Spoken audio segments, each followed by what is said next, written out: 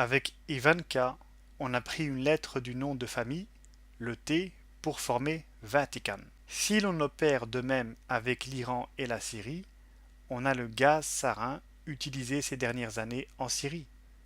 Il y a d'autres preuves qui arriveront sur le sarin, ne vous inquiétez pas. Quand on combine les deux, on obtient Ivanka Insar. C'est pour cette raison qu'ils l'ont déguisée en tsarina. Quant à Melania, si elle porte un sari, ce n'est pas sans raison. On obtient Israël, Mama et Poutine, qui sont tous présents sur la fresque. Mama, c'est Melania, la mère de Baron, et Poutine est représenté par le drapeau russe. Sachez au passage que ces mots ensemble coïncident avec ses origines juives par sa mère Maria Shelomova. Il reste le R qui est la 18e lettre. Vous verrez à de nombreuses reprises des chiffres qui apparaîtront en bout de phrase. Ils font souvent référence à des années. En l'occurrence, il s'agit de l'année 2018 qui approche et qui verra se produire des monstruosités inimaginables. Son nom de jeune fille est Knavs, ce qui donne Salem, Ivanka et Sarin. Salem signifie paix. Ivanka est le prénom de sa belle-fille et le gaz sarin que l'on retrouve une seconde fois. Alors, elle porte, comme vous le voyez, un sari de couleur orange. Nous avons ainsi Sarin Gaz, Ivanka, Leoneim et l'année 18. Le gaz sarin qui réapparaît pour la troisième fois, puis Ivanka encore, et enfin un indice, le nom de Léo. Léo, son nom est Tanguma. Tanguma, dans le jargon anglais, c'est tout petit fruit de couleur orange. Orange est la couleur du sari de Melania. CQFD. Le largage du sarin en Syrie par les francs-maçons était prévu déjà au siècle passé. Maintenant, si l'on part du marteau de Baronne à la K de MacArthur, en passant par le cimeterre, l'enclume et les colombes, cela donne Mamasdivel, Shirk Vatican, Rome. Diable de Mama, Vatican du Shirk, Rome. Mama, c'est Melania, le diable, c'est Baronne, et le shirk, le plus grand péché qui puisse exister et qui consiste en l'adoration d'autres divinités qu'Allah.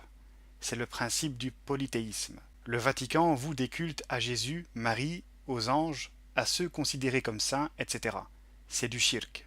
Sur le coin inférieur droit, il y a 3 mots décrits. War, violence, hate. Guerre, violence et haine. Leurs anagrammes se rattachent à l'Apocalypse. Revelation 8, The Cavalier One, Here Vatican, Léo. Traduction, douleur de l'Apocalypse. Révélation est le nom du livre de l'Apocalypse, et ce livre mentionne les 4 cavaliers, dont le premier qui doit très prochainement faire son entrée au Vatican, et il s'agit de Poutine. Cavalier se dit aussi en anglais, et enfin, ici, Vatican, Léo.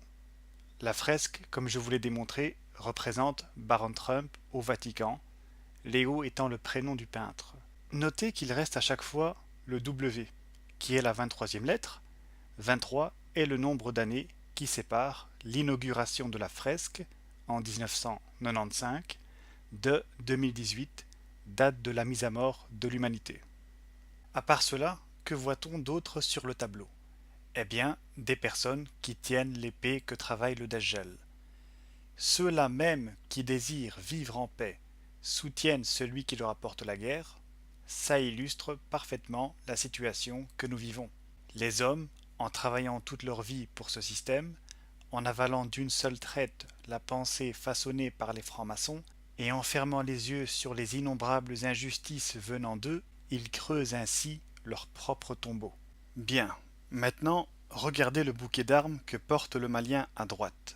On s'aperçoit qu'il ne contient pas que des cimeterres. Il a aussi des lances. Lance se dit spear, ce qui fait Islam, scimitar, SS rape. Cimeterre d'Islam, le viol du SS. Les lances du Malien pointent en direction de l'autre tableau, où en effet, un soldat viole de son cimeterre une colombe qui déploie ses ailes de sorte à former un svastika. Le soldat porte un manteau vert, contrairement à l'autre qui était gris. Le gris a plusieurs significations, dont le manteau de Jésus qui, dans la Bible, serait gris le jour du jugement. Sachant que la division arc-en-ciel de MacArthur a été créée en 1917, année de la mort de la Russie, le manteau gris symbolise la mort de l'Église russe. Ensuite, dans le Coran, une sourate porte le nom du revêtu d'un manteau, avec l'expression « lève-toi ». C'est ce que nous voyons au tableau. Le soldat se lève, le vert est la couleur affiliée à l'islam. À côté, ce sont des enfants morts, drapés et qui ne présentent pas la moindre trace de violence. L'explication en est simple, un gaz toxique a fait son effet. La preuve est que le soldat porte un masque à gaz. Ce soldat ne symbolise pas seulement le musulman, il est aussi un soldat nazi, reconnaissable à l'aigle sur le chapeau. Tout comme un arc-en-ciel regroupe plusieurs couleurs, les deux grands soldats combinent plusieurs personnalités. Dans le cas précédent, on pouvait y voir aussi bien le général MacArthur que Ronald Poppo dévoré sous le pont ou la mort de la Russie chrétienne en 1917. De même, le soldat de couleur verte et brandissant une épée orientale représente le musulman, mais son insigne nazi et son arme russe renvoient au soldat de Poutine, qui mènera son incursion en Europe durant l'année 17. 17 qui est le nombre de lignes que contient cette lettre écrite lors de la Seconde Guerre mondiale par une certaine Amma Herschenberg, jeune fille de 14 ans, morte le 18 décembre 1943 dans le camp de Auschwitz, réputé pour son usage de gaz. Amma Herschenberg, c'est Arab Jehannam, CR. Jehannam, pouvant s'écrire avec un seul N, est un nom de l'enfer. CR est le gaz anti-émeute. Par arabe, il faut comprendre les musulmans, et pas seulement les arabes. Et par CR, des gaz plus puissants, comme le sarin, et pas seulement le gaz CR. C'est donc une mauvaise nouvelle pour les musulmans d'Europe, qui seront exterminés entre autres par le gaz lors de l'invasion russe des prochains mois. Si les enfants dorment sur des briques rouges, c'est parce qu'il y a le risque du CR au lit, l'asphyxie pendant qu'ils dorment. Partant de là, on peut comprendre le sens des briques jaunes des habitations détruites à droite. We, CR boys, kill. Nous, garçons de CR, tuons. Ajoutons que le prénom Hama rappelle la ville syrienne qui a connu le célèbre massacre des années 80. Ensuite, les 17 lignes de la lettre sont séparées en deux parties, 14 et 3. C'est parce que 14 fois 3 font 42. Il faut donc former un arc de 42 ans à partir d'une date. Sachant que la lettre a été rédigée un 18 décembre et qu'elle est mise en rapport avec l'année 17, on tombe 42 ans plus tôt sur l'expulsion des Marocains d'Algérie le 18 décembre 1975, lors de l'annexion du Sahara occidental par le Maroc, ce qui rappelle l'annexion prochaine de l'Europe par le judéo-sataniste Poutine. En ajoutant Kill à Western Sahara, on a Rerun Swastika Hell, à réexécuter l'enfer du swastika. Swastika peut s'écrire avec un V ou un W.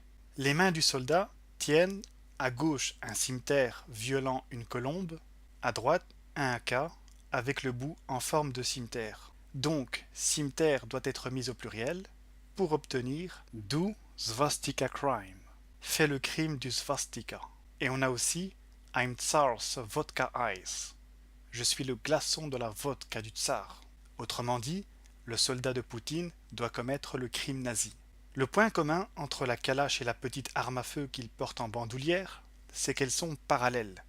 Partant de là, on doit trouver ce qui est parallèle au cimeterre. Et la réponse, c'est la longue chaîne humaine sur la gauche. Sachant que le cimeterre est une arme de musulmans, cela signifie que la longue file de gens tristes représente les musulmans entrés au royaume des morts. Ce que les juifs ont subi lors de la Seconde Guerre mondiale se reproduira avec les musulmans. C'est pour cette raison que les Illuminati ont entretenu un climat de haine à l'égard des musulmans et leur ont imputé tous les attentats qu'ils ont eux-mêmes fomentés. À l'époque, dans les années 30, c'étaient les juifs qui étaient pris en aversion, car les Illuminati leur préparaient le génocide. Tout comme l'épée qu'il tient doit être mise en lien avec le bout d'épée qui sort de son haka, il faut établir un lien entre le haka et la colombe en forme de croix nazie. Haka russe plus colombe nazie, c'est Poutine. Autre indice qui le confirme, c'est que le cimeterre en direction de la colombe correspond à la tsarina portant le drapeau russe et visée par le cimetière du centre. Mettons une pause à l'analyse de ces fresques. Nous y reviendrons, mais avant cela, il faut achever le décodage des couvertures de The Economist.